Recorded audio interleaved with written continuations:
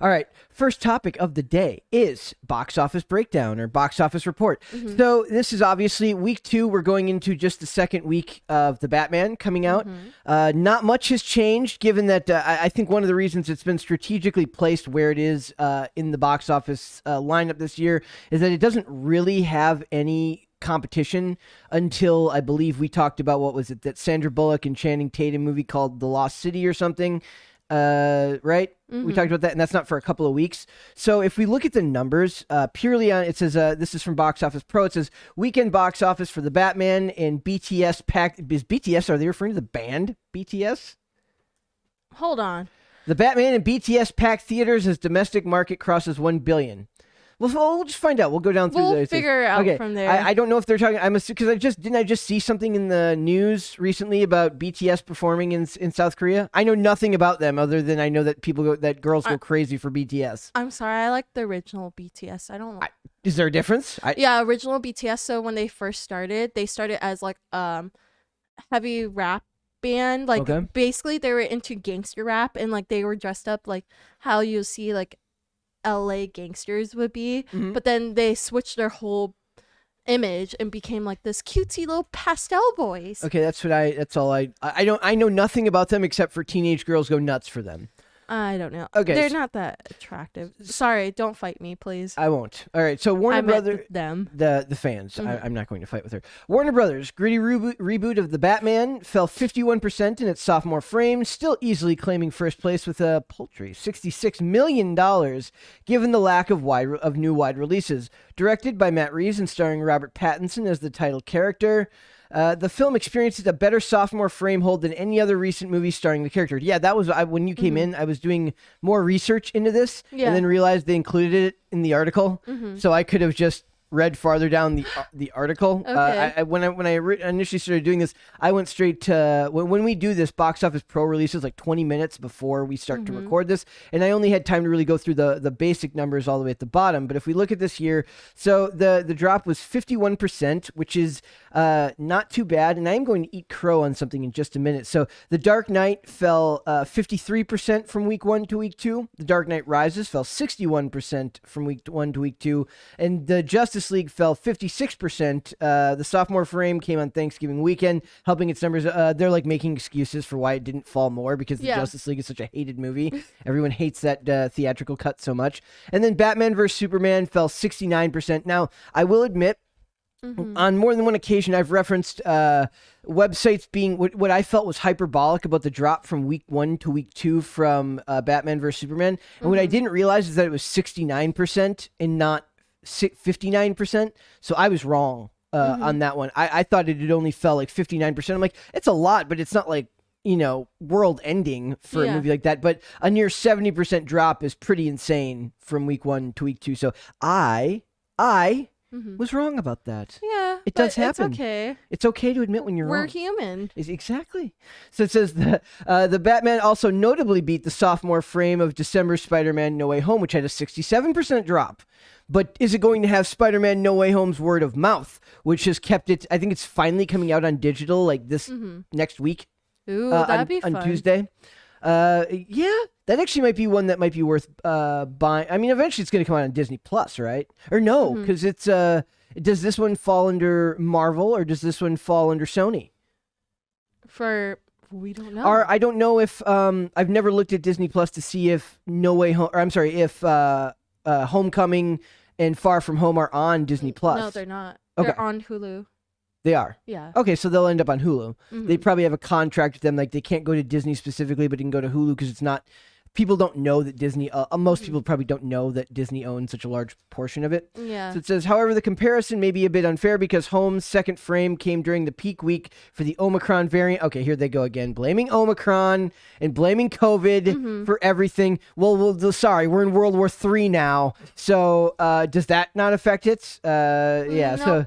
no, seriously, when you think about this, okay, so it says, however, the comparison may be a bit unfair because Home's second frame comes during the peak week for Omicron, the Omicron variant of COVID-19, steepening its box office decline. What about gas prices? right now. Wouldn't that steepen decline? People like, I don't even have the money to go put gas in my tank. How the F am I going to afford to go and see a Batman movie? So I don't think it's actually too unfair of a comparison when you really think about it. It says, no subsequent weekend. Now, this is very important to point out for Spider-Man. It says, no subsequent weekend of the film had more than a 42% drop, which is incredible. It's doing very, very well. So the Batman's $134 million. See, I kept hearing, when we did the last week's box office, I read 128.5 million on every reputable site that gives these numbers. But then about midweek, I started seeing 134. Yeah. Where did that extra 6 million come from? I don't know, Brett. They're magic. Well, is it just because it sounds better because it's now in the 130s? Like they just pulled 6 million from their backside? I don't know, Brett. I don't know. Why are you saying my name? It sounds weird. Why? Sounds freaking weird. Well, why is it weird? I say your name. You do not do that. Yeah, I do. She's lying, guys. That's weird. Okay. You don't do that. No, I do. No, you don't, Miracle. It's okay. It caught me off guard. So it says, however, it held better than so compared to the sophomore frame of the 4 March titles ahead of it, it declined steeper than the top March opener ever, which is 2017's Beauty and the Beast. Is that the one with Emma Watson? Yeah. Yes. Okay. Which had a 48% drop. That's very good. The March 2nd opening of Batman vs. Superman was 69%. The number 3 March opening was Captain Marvel with 56% drop. And the number 4 March opening in 2012 Hunger Games with a 62% drop. See, 62% is a very large drop off. So the theatrical exclusivity, the Batman's huge success was doubtless helped by Warner Brothers granting theatrical exclusivity, meaning that they didn't do a day and date release like they did with your vaunted Godzilla vs. Kong, which you love, Dune, which our boss walked out of mid-movie, but I enjoyed when I finished it on HBO Max, The Matrix Resurrections, which made me want to resurrect a demon to then take the movie and throw it into some type of lake of fire, Wonder Woman 1984, which made me want to, hire them a new writer so that Patty Jenkins can focus on directing. She's a very, very good director, but yes. And then Space Jam: A New Legacy, which never, ever, ever, ever, ever should have been made because the original Space Jam is a true cult classic. And then The Suicide Squad, which is very sad with its 71% drop because it's such a damn good movie. Go see it. The sequel to Suicide Squad called The Suicide Squad. You did this to yourself, Warner Brothers. Yeah, I don't know. It's confusing because when you just type Suicide Squad, it shows the suck one. The suck one? The suck one. That's what they should change the name to it. When the Harley Quinn movie, when the Birds of Prey movie came out, it was called Birds of Prey and the Fantabulous Emancipation of One Harley Quinn, which is arguably the worst title for a movie in the history of movie titles. And then after they realized that was stupid, they changed the name midweek at the theaters and just called it Birds of Prey. Yeah. They should just do that and change the first Suicide Squad one to Suicide Squad The Suck. The suck. The suck. That's what they should do. They should. I don't know. It would be funny if they took that title that I just said. They should do it. The Batman has now earned $238.5 million domestic and $224.7 million overseas for a $463.2 million global total. The story isn't over yet, but at least for now, the film has earned a majority of its global earnings from the domestic market at 51%. So if you go down here, I just want to go down to the numbers. We're pretty well into it now. So they get down to, so it was BTS. They're referring to the band. It says box office stands at $1.6 billion for the year. That means all projects. That's 42% behind 2019. Obviously, that was pre-COVID. So you're telling me that BTS the band is beating all movies? So it says perhaps 1 billion is for all of the box office. I know, but that doesn't make sense because BTS, I categorize them as music, not.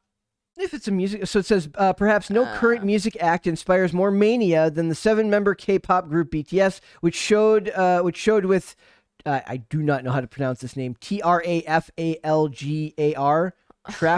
Trafalgar. I have no clue. Yeah, it doesn't sound familiar to me. So it's a live stream concert called BTS Permission to Dance on Stage. Wait, that doesn't count. What are you talking about? That's not a movie. So that's a live stream. It says, but it's saying that they charged somehow. Well, because it's an event. Okay. You have to charge tickets for events. So playing for only one of the 3 days this week, Saturday, the film debuted in third place with 6.8 million. So it's a movie? No, it's a live stream. Okay, yeah, but they're listing it as like it's kind of like being talked about like it's not a movie. Yeah. It's not a movie. It's a live stream, people. Okay. But how does that count towards box office? I'm doing all this research for numbers, and then I get taken by surprise by something like this. Tickets were priced as high as $35, which Deadline said might be a record. The so-called live concert was technically slightly tape delayed in North America, since it actually occurred at about 3:45 a.m. Eastern Standard Time. So, I don't know. It kind of doesn't make sense to me. Yeah, well, they just start including that in the box office. Are we going to include like every music? We should. Then no, we shouldn't. It doesn't make any sense to me. Then movies won't like compete with music because like I feel like movie stars and music stars, they have more worship than movie stars. Yes, they do. So I don't feel like it's fair to compare the two. And the movie stars are like, you guys always try to make careers doing what we do after your music career dries up. Yep. So it says the Batman was its 51% drop with no location change, so same amount of theaters, 4,417. Average about $14,942 per theater. That's a total. Yeah. Okay. So then Uncharted stayed at number 2, 9,250,000, which was only a 17% drop. That is very good. 3,725 theaters. That's 150 theater drop. That's not too bad. So the BTS one, there's no estimation of change because it's not week 1 to week 2. Plus, it says locations. So, okay. Does that mean that they played this at like live stream? Okay. So they must have live streamed this at theaters. Wait, that doesn't make sense. They must have, because it's listing locations. Wait, 803 locations. I'm going to Google this because like... Please do. So I'm really confused. So it says it played at 803 locations for like 35. So my guess is like people could go watch the show live at like a big theater. Dog stayed in moved to fourth place with 5,346,000. That's a 13% drop. Like if you look at all these drops, they're all really small except for Cyrano dropped 42%. And Scream dropped. Okay, and Scream and Jackass Forever only 23%. Okay, I have a funny story. I had a dream the other day. I think we're gonna be talking about James Bond on Wednesday here, and for some reason I had a dream that they were recasting Tom Cruise for Mission Impossible because Tom Cruise gets canceled for something, and then they're like Tom Cruise says because he's like a producer, he's like my only wish is that it's somebody shorter than me to play Ethan Hunt, and they hire Peter Dinklage to play Ethan Hunt. And then I had a dream of him like doing the scene where he drops down on the rope. Dun, dun, dun, dun, dun. That was what I dreamed about last night, and I didn't remember it until like right before we went live because I was thinking it was really freaking That's weird. funny. That also reminds me of the comedian. Do you know who Brad Williams is? He's another guy that suffers from dwarfism, and he's like, yeah. Do they consider it suffering? Has okay. Bad choice of words, but has that condition.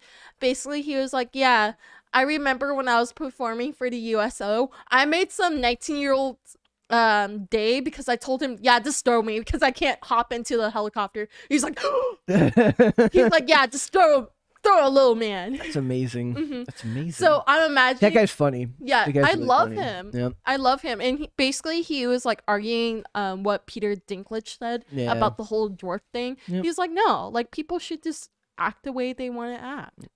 Yep. And also the BTS concert. I'm sorry, I didn't mean to cut you off, but it's a hybrid. It's in person and online. Well, so I'm saying the people in South Korea saw it live, but then the live stream was for people in theaters who wanted to experience it live on a very big screen, just not in person. Well, like I'm on their official website, so usbtsarmy.com, latest updates, and also what the concert's called.